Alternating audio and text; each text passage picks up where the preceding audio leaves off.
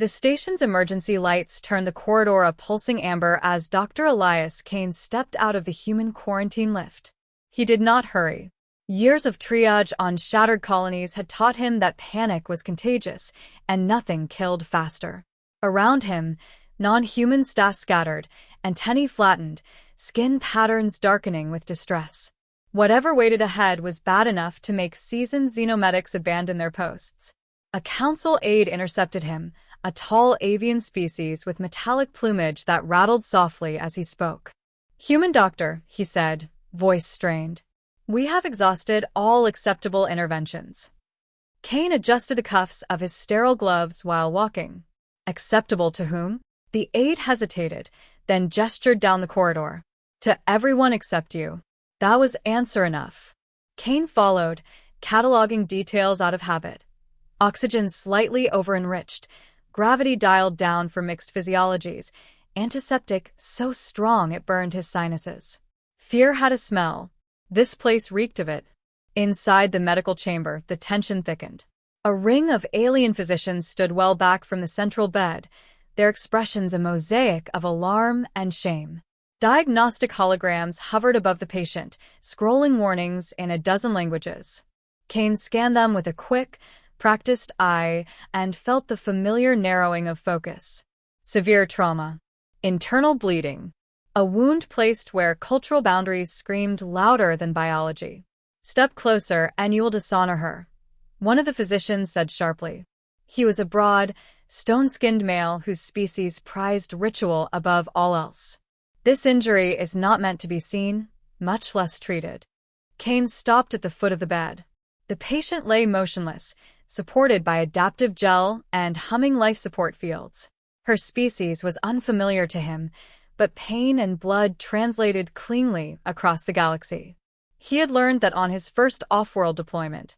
"If I don't step closer," Kane said calmly, "she dies." A ripple of agitation passed through the room. Several physicians turned away, as if proximity itself were a violation. One, a senior medic with bioluminescent eyes, spoke more softly. "Human, the wound is sensitive. Intervention risks social annihilation. Even survival would carry consequences."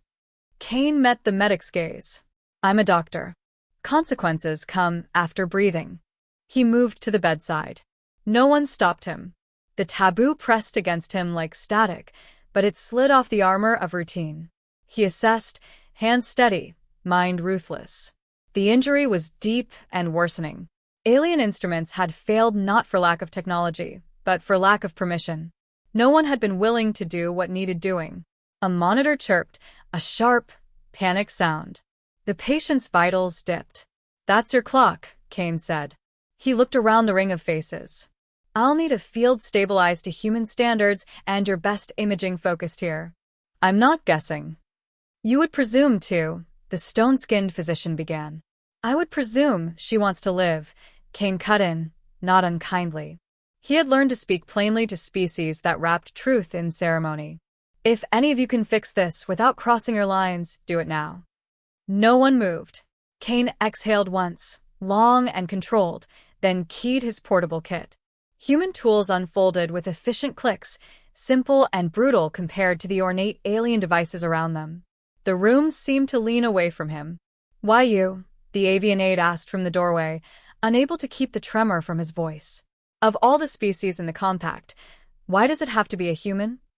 Kane didn't look up. "Because we grew up breaking our own rules to survive." He worked in silence for a moment, the monitors responding as if relieved that someone had finally taken responsibility.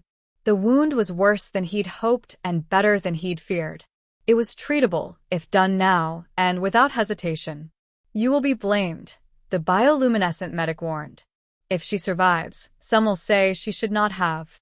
Kane paused, fingers resting lightly on the field controls. He thought of mud-caked med tents on Earth, of soldiers screaming and laughing and begging him to cut them open if it meant another sunrise. He thought of how small taboos looked when stacked against graves. "On my world," he said quietly, "we blame the wound, not the hands that close it." He resumed, movements precise, economical. The room held its breath. Outside the chamber, Alarms echoed faintly through the station, a reminder that time did not care about debate. Minutes stretched. The patient's vitals wavered, then steadied. A murmur rose among the observers, disbelief threading through their fear. Kane straightened slightly, sweat cooling at his spine. "She's not stable," he said, already planning the next steps. "But she's alive.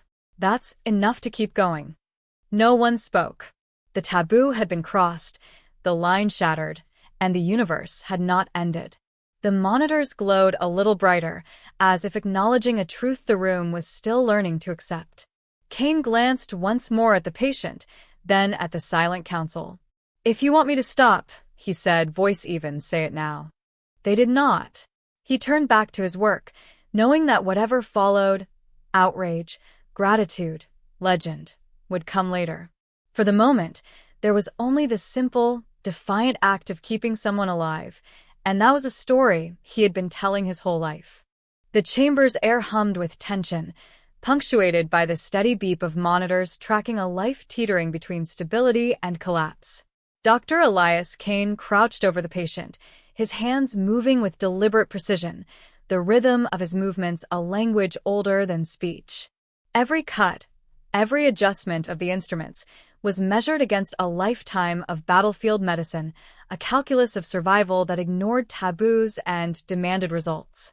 Around him, the alien council hovered at the edges of the room, their expressions a mixture of horror and fascination. They had watched humans handle catastrophe before, but never so intimately, never so calmly, and never with such a disregard for the invisible lines that governed their civilizations. "Your methods," the bioluminescent medic murmured, voice almost a whisper, "are crude, inelegant." The words were meant to sting, but Kane did not flinch. Elegance had its place in art and ceremony. Survival demanded efficiency. "I'll take crude over dead any day," Kane replied without looking up. His eyes were fixed on the wound, tracing the delicate architecture of alien anatomy. Human experience had taught him that fear of the unknown was more lethal than any blade or toxin. The alien tissue resisted initial intervention, swelling unpredictably, as though testing the limits of his understanding. Kane adapted instantly, improvising with instruments not designed for this biology, trusting his instincts where manuals failed. "You don't understand," the stone-skinned physician growled, stepping closer despite himself. "In my culture, this injury is unspeakable. Even viewing it is an affront." Kane paused for a fraction of a second, letting the weight of that statement settle in the sterile air between them. Then he said, "On my world, we call that an excuse. It doesn't stop a wound from killing. It only stops people from acting." A murmur of tension ran through the observing council. Kane noticed it, catalogued it, and moved on. He was here to heal, not debate morality. The patient's vitals dipped sharply, and Kane's hands adjusted on reflex, drawing on decades of exposure to injury, infection, and chaos. Every human life he had saved had demanded the same focus, the same courage to act when others hesitated. The principle remained unchanged, even across alien physiology. Life first, culture second. He spoke softly, more to himself than to anyone else, outlining a mental map of the intervention. Stabilize the vascular channels, isolate neural feedback loops, monitor fluid transfer, keep her alive until tissue repair takes hold. Each term was precise, stripped of ceremony or euphemism, and yet it resonated with purpose. The avian age shifted nervously, wings brushing the wall as he whispered, "We have specialists, but none will touch her." "Then let me do it," Kane said. His tone carried no arrogance, only certainty. Survival required decisiveness, and he had learned to trust his instincts in ways alien councils had never cultivated. The room contracted around him, a living testament to their disbelief. They had seen humans endure, humans conquer, humans survive, but never with such quiet authority. Kane's fingers traced the contours of alien flesh, noting the subtle shifts in pressure and tension. The wound was more complex than anticipated, an interlacing of vascular and neural structures that would terrify any inexperienced practitioner. But Kane had trained for the impossible, for moments when hesitation meant death. He had been on worlds where gravity itself conspired to crush patience, where pathogens evolved faster than treatments, and he had survived. His mind catalogued the alien biology like a battlefield map, noting threats, contingencies, and lifelines. Will she survive? The bioluminescent medic asked, unable to hide the tremor in his voice. Depends, Kane said plainly, on whether we let biology dictate terms or let courage dictate action. He began the delicate process of stabilization, threading instruments through alien tissue, guiding fluids with meticulous care, and countering reactions with improvisation. The room held its breath. Minutes stretched into what felt like hours. The alien council could only watch as human methodology unfolded, a blend of brute pragmatism and surgical elegance they could not comprehend. Kane's every movement was informed by experience, a language of trauma and instinct that transcended species boundaries. The wound, once volatile and unpredictable, began to respond to his interventions.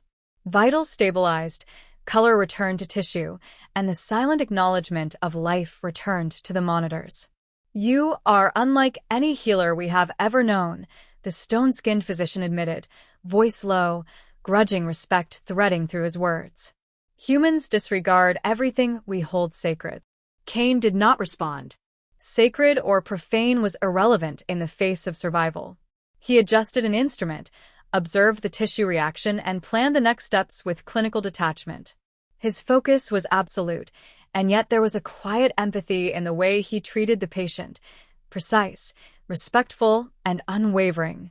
The bioluminescent medic exhaled, a subtle signal that the worst phase was over. She may live if your methods continue. Kane allowed himself a single nod. Not triumph, not pride, just acknowledgement. Life had been extended, and that was enough. His hands hovered for a moment over the wound, ready for any unforeseen complication. You see, he said quietly, almost to no one, there is no magic, no ritual, just knowledge, observation, and the willingness to act when others cannot. The aliens remained silent, digesting what they had witnessed. A line had been crossed, not with violence, but with competence. The patient had survived the first assault of death, and the room had learned, unwillingly but undeniably, why humans were feared across the galaxy, not for their strength or firepower, but for their refusal to let life slip away where others hesitated. Kane straightened, breathing steady, eyes scanning the council. Keep her stable. Follow my instructions. She's not out of danger, but she is alive. No one moved immediately to dispute him. For once, the unthinkable had been done, and it had worked. The aliens were learning that sometimes survival required breaking every rule, ignoring every taboo, and trusting the instincts of a human who had stared death in the eye more times than they had counted. Kane packed away the first set of instruments, preparing for the next phase. The room remained tense but no longer panicked. A fragile trust had been earned, not through words, but through action. Outside the chamber, the hum of the station's life systems continued, indifferent to the cultural transgressions occurring within, a reminder that the universe was neither polite nor forgiving.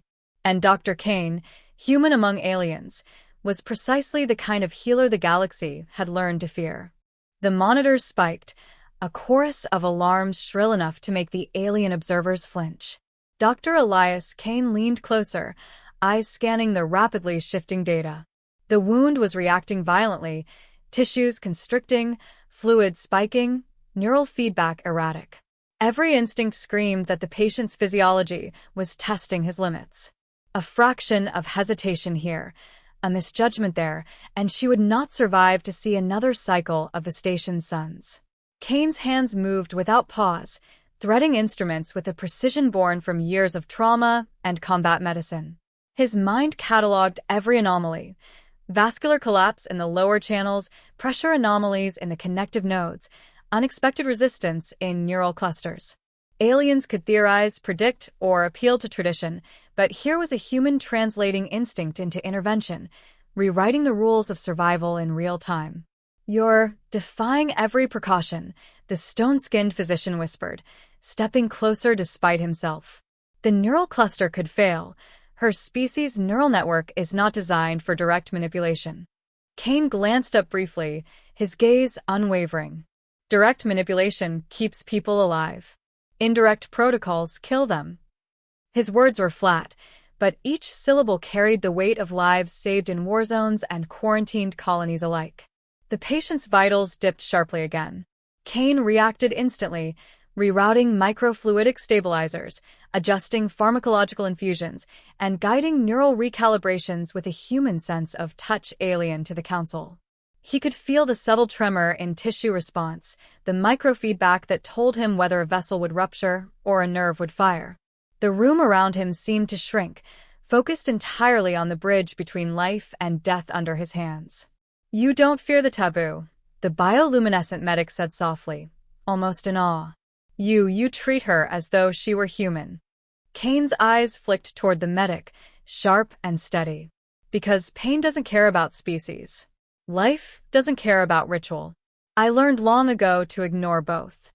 The alien observer shifted uncomfortably as Kane performed a delicate maneuver, one that no council-approved method would permit. Fluid channels were redirected to reduce swelling, neural fibers bypassed to prevent irreversible shock, and tissue tension equalized to allow the healing process to begin. The instruments were crude by the Council's aesthetic standards, but effective, every move calculated, every millimeter critical.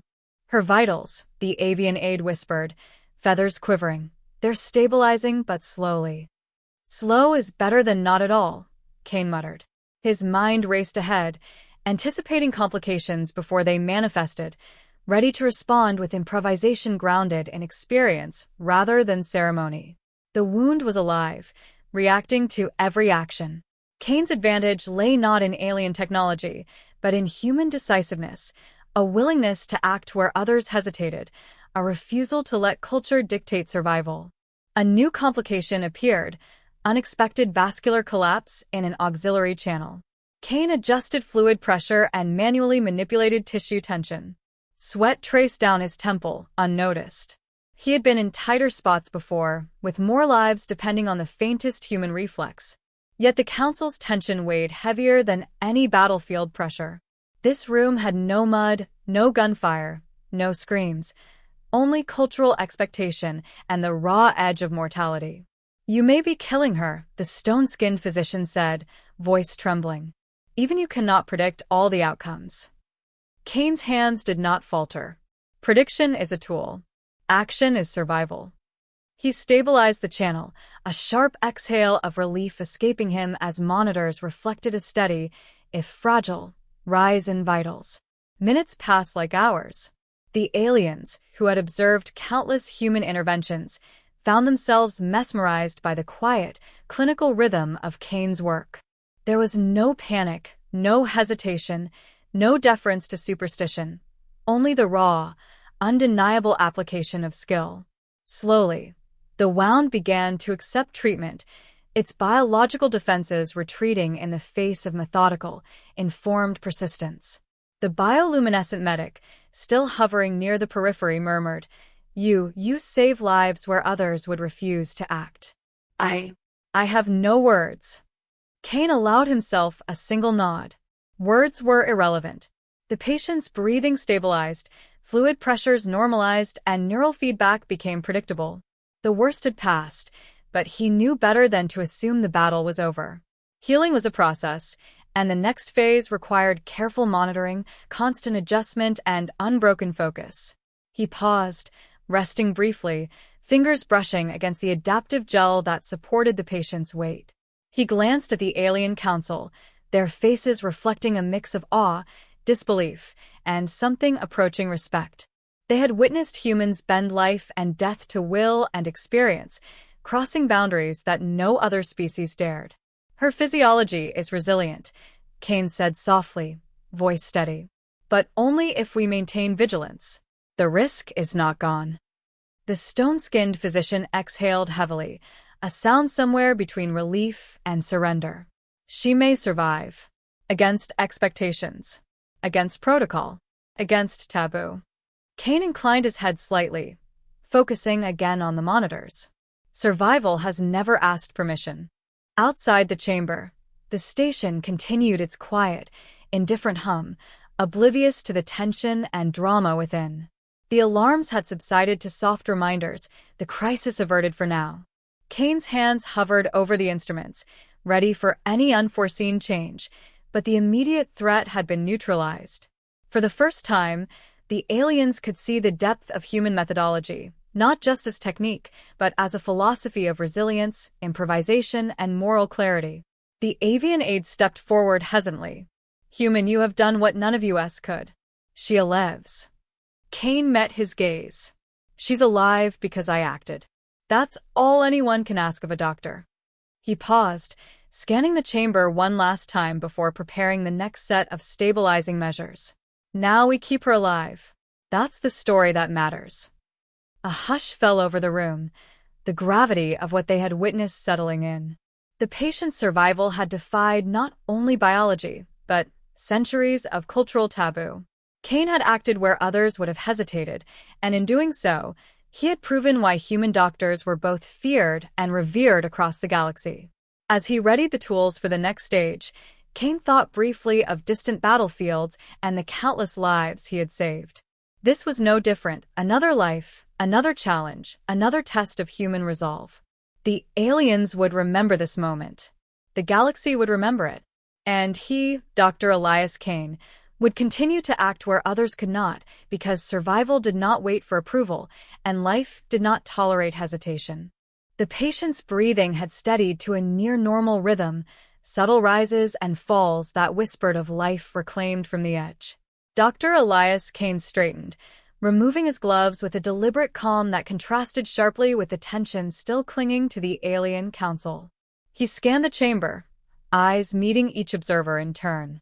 Their expressions were a mixture of astonishment and reluctant admiration.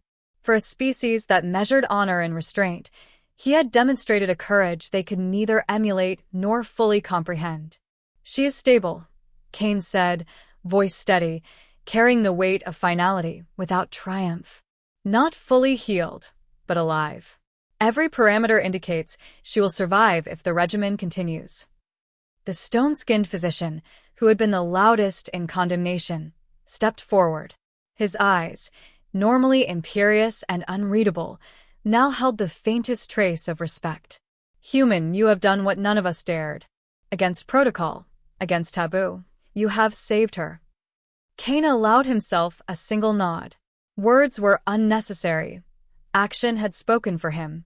Across the chamber, the bioluminescent medic's luminescent eyes flickered in patterns that, to Kane, seemed almost like a sigh of relief. Even the avian aide, feathers still ruffled from hours of anxious hovering, bowed slightly, a gesture of acknowledgement to a healer who had acted where others had frozen.